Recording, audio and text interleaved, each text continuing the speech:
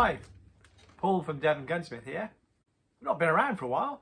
After 4 weeks of COVID, lost a bit of weight. That's a good thing. And I want to talk to you today, and that's why I'm facing the camera. I don't like doing this normally. Who wants to see this anyway, you know? Because UK gun rights are at risk. And I need to show you on the computer what you need to do as a UK citizen who owns legal guns, what to do. Let's get into it. If you enjoy the content, don't forget, like, subscribe and click the notification bell.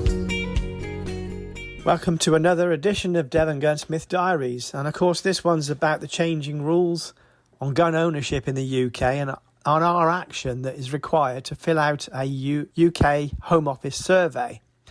As you can see on the screen, BASC, the British Association of Shooting and Conservation, have provided a guide for us to help us to complete the survey. I found this absolutely invaluable.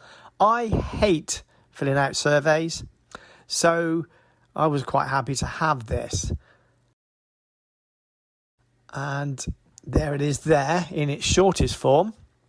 And if we scroll down, there's a more extended version for those of us that want to see exactly why the BASC legal team have prepared it in such a way. When you're satisfied, you will just click into the survey. Just there. You go to the Home Office Firearms Licensing Consultation Survey. You would then fill out the fields per question as the guide suggests. I do recommend that. And obviously you complete it to the end. They will ask you for your name, address and email address, etc. But of course the Home Office already have those details because you're a licensed gun owner in the UK. So there's nothing to fear on that. I certainly found this invaluable in filling out my form, and I hope you do too.